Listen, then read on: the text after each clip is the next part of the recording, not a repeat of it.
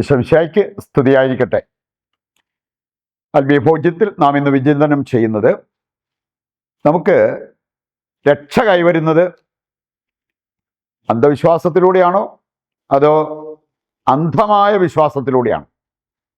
രണ്ടും തമ്മിൽ രാപകൽ വ്യത്യാസമുണ്ട്. രണ്ടിനും രക്ഷ കൊണ്ടുവരാൻ പറ്റും, പക്ഷെ ഒന്ന് ശാശ്വതമല്ല. നാശത്തിലേക്ക് നമ്മളെ നയിക്കുന്നതാണ് അന്ധവിശ്വാസം വഴി നമുക്കുണ്ടാകുന്ന നേട്ടം, രക്ഷ. അന്ധമായ വിശ്വാസം തരുന്ന ആ രക്ഷ അത് നമ്മളെ സ്വർഗത്തിൽ കൊണ്ടെത്തിക്കും. ഒരു സ്ത്രീ സൂചിപ്പിച്ച ഒരു കാര്യം, ശരിക്കും ഇങ്ങനെയുള്ള കാര്യങ്ങളിലൊന്നും വിശ്വാസമൊന്നും ഇല്ലായിരുന്നു. ഇപ്പം അങ്ങോട്ട് എൻ്റെ മനസ്സ് പറയും പോലെ എൻ്റെ തന്നെ കുടുംബാംഗങ്ങൾ അതിൽ ഒരാളെ പ്രത്യേകം എടുത്തു പറഞ്ഞു. അവർക്ക് ഇങ്ങനെയുള്ള ചില പ്രവണതയൊക്കെ ഉള്ളവരാണ്. അങ്ങനെ വല്ലതും ചെയ്തിട്ടാണോ ഇപ്പോൾ എനിക്ക് ഇതുപോലത്തെ അനുഭവങ്ങൾ, ഒന്നിനു പുറകെ ഒന്നായിട്ട് തടസ്സങ്ങൾ, രോഗങ്ങൾ, പ്രാർത്ഥിക്കാനുള്ള മടുപ്പ്, ഇങ്ങനെയുള്ള കുറേ കാര്യങ്ങൾ അവർ സൂചിപ്പിച്ചു. ഇത് അവർ വല്ലതും വീട്ടുകാർ തന്നെ ആണേലും നമുക്ക് ശത്രുക്കളൊക്കെ ഉണ്ട്, അവർ വല്ലോ കൂടോത്രോ അങ്ങനെ വല്ലതും ചെയ്യിച്ചിട്ടാണോ ഇങ്ങനെ വരുന്നത് എന്നുള്ള ആ ഒരു സംശയം ഇപ്പോൾ വന്നു പോവുകയാണ്. ഇതുപോലെ ചഞ്ചലിക്കുന്ന മനസ്സുമായി നടക്കുന്ന വ്യക്തികളുണ്ട്. ചിലപ്പോൾ ഒന്നിനു പുറകെ ഒന്നായിട്ട് ചില ക്ലേശങ്ങൾ, ദുരിതങ്ങൾ, തടസ്സങ്ങൾ വരുമ്പോൾ പെട്ടെന്ന് ഈ ഒരു ചിന്താഗതിയിലേക്ക് വീണു പോകുന്ന വ്യക്തികൾ. അതുകൊണ്ട് തന്നെ വളരെ കൃത്യമായിട്ട് നമ്മൾ തമ്മിലുള്ള വ്യത്യാസം മനസ്സിലാക്കിയിരിക്കണം. അന്ധവിശ്വാസവും അന്ധമായ വിശ്വാസവും. ദൈവത്തിൽ അന്ധമായി വിശ്വസിക്കാൻ സാധിച്ചവർക്ക് രക്ഷയുടെ അനുഭവം ഉണ്ടായി, അവർക്ക് സ്വർഗത്തിൽ പോകാൻ പോലും അത് കാരണമായി. പക്ഷേ അന്ധവിശ്വാസം താൽക്കാലികമായിട്ടുള്ള നേട്ടങ്ങൾ കൊണ്ടുവന്നെങ്കിലും അത് അവരെ നാശത്തിലേക്ക് നയിച്ചു എന്നുള്ളത് വചനം തന്നെ നമ്മെ പഠിപ്പിക്കുന്ന ഒരു കാര്യമാണ്.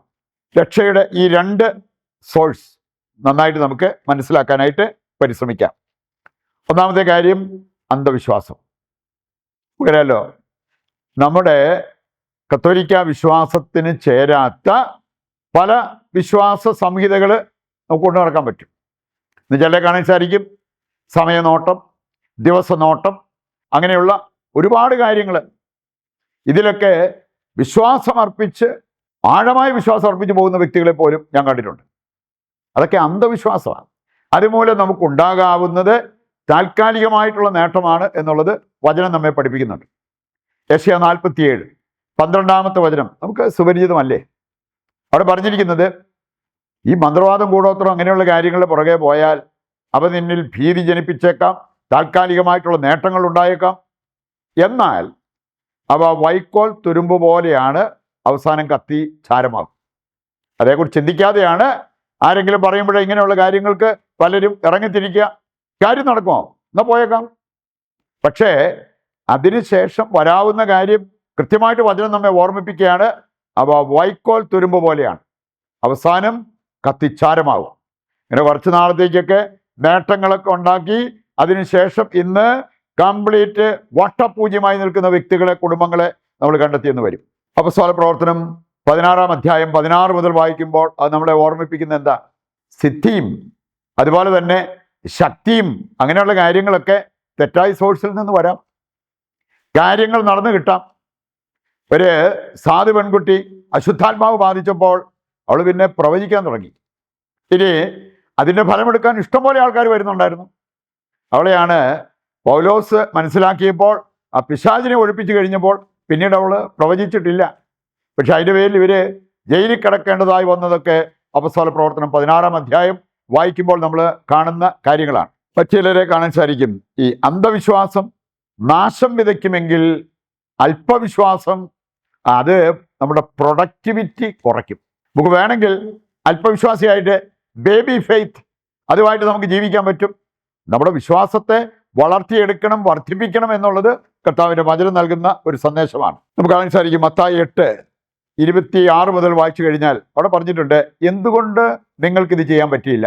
നിങ്ങളുടെ അല്പവിശ്വാസം കൊണ്ട്. ദൃഢവിശ്വാസം അതിലേക്ക് വന്നു കഴിഞ്ഞാൽ അത്ഭുതകരമായ പല കാര്യങ്ങളും നടക്കും എന്നുള്ളത് ദൈവത്തിൻ്റെ വചനം നമ്മെ ഓർമ്മിപ്പിക്കുന്നുണ്ട്. ഇതില്ല എങ്കിൽ നമുക്ക് നഷ്ടമുണ്ടാകാം. നമ്മൾ കാണുന്നുണ്ട്, എന്തുകൊണ്ടാണ് മോശയ്ക്ക് വാഗ്ദത്ത ഭൂമിയിൽ എത്താൻ പറ്റാതെ പോയത്? ദൃഢമായി വിശ്വസിക്കാതിരുന്നത് കൊണ്ട്. സംഖ്യയുടെ പുസ്തകം 20 12-ാമത്തെ വചനത്തിലേക്ക് വരുമ്പോൾ നമ്മൾ കാണുന്നത് അതാണ്. ദൃഢവിശ്വാസം മൂലം നമ്മുടെ ജീവിതത്തിൽ ഉണ്ടാകാവുന്ന നേട്ടങ്ങളെക്കുറിച്ച് വചനം പഠിപ്പിക്കുന്നുണ്ട്.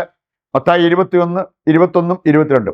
സംശയിക്കാത്ത ഒരു വിശ്വാസം, ദൃഢവിശ്വാസം നിനക്കുണ്ടെങ്കിൽ അത്ഭുതകരമായ പല കാര്യങ്ങളും നിനക്ക് ചെയ്യാൻ പറ്റും. ലൂക്ക 8:44 വായിച്ചാൽ ദൃഢവിശ്വാസമുണ്ടായിരുന്ന രക്തസ്രാവക്കാരിക്ക് കിട്ടിയത് തൽക്ഷണം സൗഖ്യം. അതുകൊണ്ട് ഇതിൽ ഏതാ വേണ്ടത്? അന്ധവിശ്വാസം, നാശത്തിലേക്ക് നയിക്കുന്ന അന്ധവിശ്വാസം അതാണോ വേണ്ടത്? അതോ പ്രൊഡക്ടിവിറ്റി കുറഞ്ഞു നിൽക്കുന്ന അല്പവിശ്വാസമാണോ വേണ്ടത്? അതോ ഒരുപാട് അത്ഭുതകരമായ കാര്യങ്ങൾ നമ്മുടെ ജീവിതത്തിൽ സാധ്യമാക്കുന്ന ദൃഢവിശ്വാസം? നമ്മളാണിതിൽ ഏതാണ് വേണ്ടതെന്ന് തിരഞ്ഞെടുക്കേണ്ടത്. വീണ്ടും നമ്മൾ കാണുന്നുണ്ട് ഈ അന്ധവിശ്വാസം അരുത് എന്ന് ചില വചനങ്ങൾ കൃത്യമായിട്ട് നമ്മെ ഓർമ്മിപ്പിക്കുന്നുണ്ട്. 1 തീമോത്തി 4-ാം-7 വചനം ചില കെട്ടുകഥകൾ, പഴഞ്ചൊല്ല് അങ്ങനെയുള്ളതൊക്കെ കൂടപ്പുറപ്പാക്കിയിരിക്കുന്ന വ്യക്തികൾക്കുള്ള ഒരു മുന്നറിയിപ്പ് ഇവിടെയുണ്ട്. നിയമാവർത്തനം 18 അതിൻ്റെ 10 മുതൽ വായിച്ചാൽ ഹോമം, പ്രശ്നം, ലക്ഷണം, അതുപോലെ തന്നെ ആഭിചാരം, ഇങ്ങനെയുള്ള ഒരു സെറ്റ് കാര്യങ്ങൾ അവിടെ പറഞ്ഞിരിക്കുന്നത് കാണാൻ പറ്റും. ഇതെല്ലാം അന്ധവിശ്വാസവുമായി ബന്ധപ്പെട്ട കാര്യങ്ങളാണ്.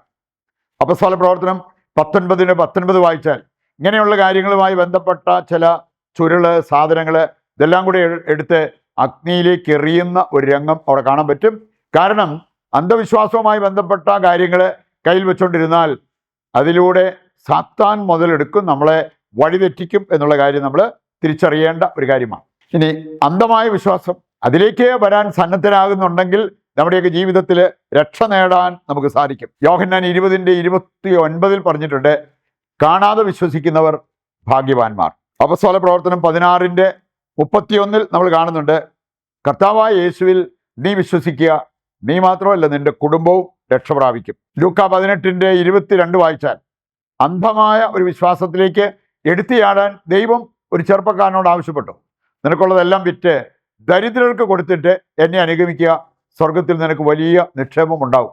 അതിനത് ചെയ്യാൻ പറ്റിയില്ല. ഉൽപ്പത്തി 22:1 മുതൽ വായിച്ചാൽ അന്ധമായ വിശ്വാസത്തോടെ മുന്നേറുന്ന അബ്രാഹത്തെ കാണാൻ പറ്റും.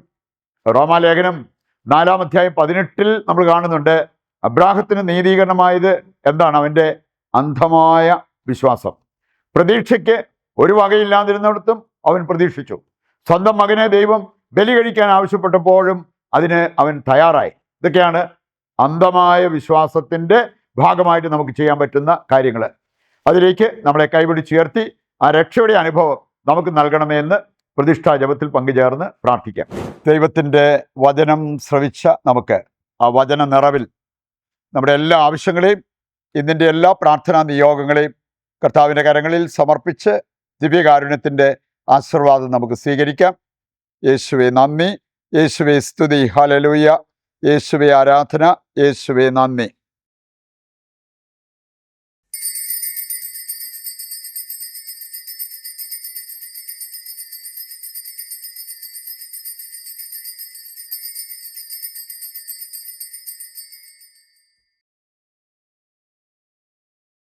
പരിശുദ്ധ പരമ ദിവ്യകാരുണ്യത്തിന് എന്നേരവും ആരാധനയും സ്തുതിയും പുകഴ്ചയും ഉണ്ടായിരിക്കട്ടെ. നാളെ മറ്റൊരു എപ്പിസോഡുമായി വീണ്ടും നമുക്ക് ഒന്നിക്കാം. ദൈവം നിങ്ങളെ സമർത്ഥമായി അനുഗ്രഹിക്കട്ടെ.